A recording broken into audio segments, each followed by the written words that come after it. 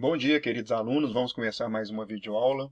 Eu queria primeiro dizer que estou morrendo de saudade de vocês. Vocês fazem muita falta para a gente. Espero que todos estejam bem, em segurança em suas casas, cuidando dos seus familiares, cuidando dos idosos, anciões da nossa sociedade, porque esse momento é um momento muito difícil. Bem, dito isso, vamos começar a videoaula. A videoaula de hoje, ela tem uma ideia de fazer uma revisão. Eu mandei algumas atividades para vocês e nós iremos agora introduzir os assuntos das atividades. Posteriormente, vou colocar outros vídeos adentrando no conteúdo e trabalhando também a correção das atividades com vocês. Então, o intuito da aula de hoje é trabalhar um pouquinho antes do que está acontecendo nas atividades enviadas. Então, qual será o tema da aula de hoje? Trabalhar rapidão a Idade Média é a Idade Moderna, porque vai ser trabalhado Idade Moderna nesse período, para entrar na Idade Contemporânea. Lembrando que é dividido em Idade Média, Moderna e Contemporânea.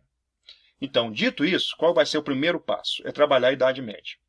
Até então, a Idade Média é um período complexo, complicado, então eu vou tentar simplificar para ficar mais fácil a vocês, beleza? Então, o que eu tenho que saber da Idade Média? Que era um período que o poder político estava dividido, você não tinha uma centralidade do poder, os nobres mandavam ou não havia a figura real.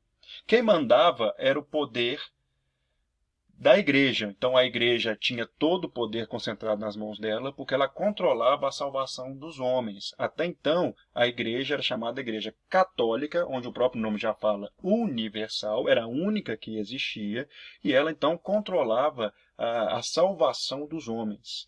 Então era um período de coletividade, um período de medo, porque as pessoas só tinham incertezas de invasões, guerras e misérias, e esse sistema feudal perdurou por 1000 anos. No final desses 1000 anos, lá por volta do século XIV, o sistema da Idade Média começa a entrar em colapso, por vários motivos que aqui nós não iremos entrar e nem interessa a nós aqui, mas ele entra em colapso. Nesse colapso surgem novas formas de pensar. Essas novas formas de pensar foram chamadas de renascimento. Beleza? Então, renascimento, por que esse nome é usado, né? Renascer. Obviamente, é um nome preconceituoso, como se nada existisse antes. Só que também nós não iremos debater essa questão do nome. Mas o Renascimento, então, trouxe novas formas de pensar. Quais são essas novas formas de pensar do homem? Ora, olha aqui no slide. O homem agora é o senhor do tempo. A razão e a fé vão andar juntos. Antes a fé estava sobre a razão, agora não mais. É valorizado a individualidade do homem, mas não a individualidade ruim, a autonomia, o homem tomar o próprio partido, o homem tomar a iniciativa das coisas, beleza? E o homem, então, é o centro desse novo universo, não mais Deus. Porque o homem é a obra divina. O homem é que vai fazer Deus acontecer na Terra. Então, e essa é uma nova perspectiva e é interessante, né? É importante também definir o que significa razão. As pessoas têm uma dificuldade muito grande em definir o que é razão. O que seria essa razão? É a capacidade do homem de absorver o meio e transformá-lo. Beleza? Então, de novo, razão. Capacidade do homem de absorver o meio e transformá-lo. Isso é muito importante, porque dá a ideia das invenções, dá a ideia do homem pegar a matéria-prima, absorver a matéria-prima e transformar essa matéria-prima. Isso é a propriedade da razão. Tá aí tranquilo?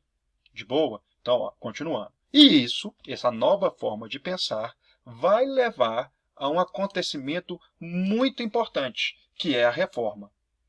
A reforma é iniciada com Martinho Lutero.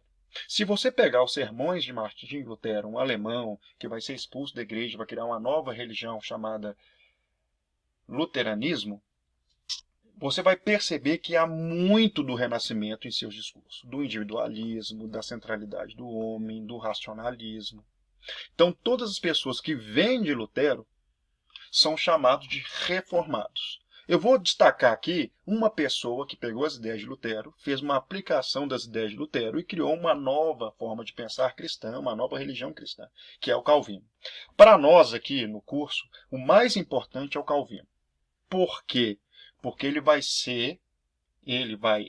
ampliar o seu pensamento num grupo social que vai buscar mudanças. Esse grupo social é a burguesia. Aqui também para efeito de generalização, para ser mais pedagógico, beleza? E o que Calvino defende, que eu acho mais importante? Eu não vou entrar aqui nas questões teológicas, mas eu acho que é o mais importante você entender. Ele passa a defender, reconhecer, olha aqui no slide, as virtudes do trabalho, do lucro e da prosperidade material. Um sociólogo que vai falar muito sobre isso é o Weber, Max Weber. Vai escrever um livro chamado A Ética Protestante e o Espírito Capitalismo. É óbvio que não são todos os grupos calvinistas, né, que vão estar nesse meio, mas alguns grupos calvinistas radicais que vão absorver os valores, né, do calvinismo, vão ver e enxergam no trabalho a condição de salvação divina. Ora, presta atenção. Anteriormente, a igreja condenava o trabalho. Trabalho manual era para aqueles que não eram nobres. Agora não. O trabalho manual é a condição de salvação do homem. Obviamente, a burguesia vai absorver esses valores. Absorvendo esses valores, se cria uma nova forma de pensar e vai causar um problema na Europa. Qual que é o grande problema?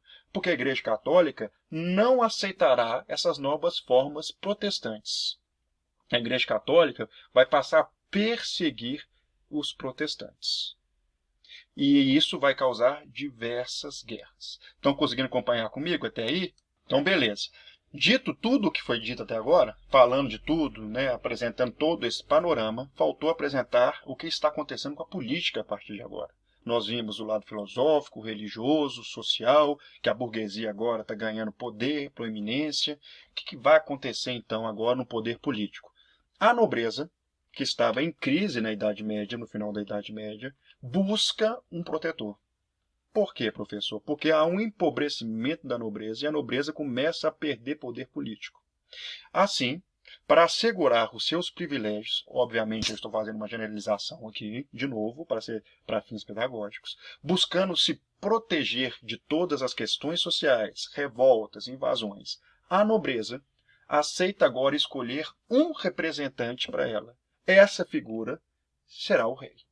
Então, olha aqui no slide. O rei se torna a principal figura e ele se torna o próprio Estado.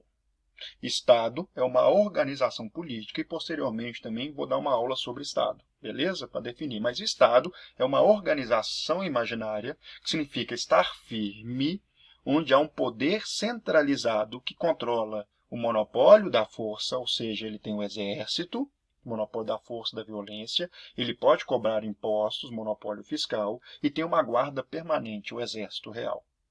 Então, esse rei está surgindo, está unificando as regiões feudais e transformando essas regiões feudais em estados, países, estados com letra maiúscula, maiúsculo, países. Esse rei, então, ele mantém a igreja, mantém a nobreza através do quê? Dos impostos feudais que não acabaram, mesmo o feudalismo acabando, há um resto de feudalismo na sociedade, e isso incomoda a burguesia, esses restos feudais, esses impostos feudais. Então existem os impostos feudais sobre os camponeses e devem submissão a esse rei.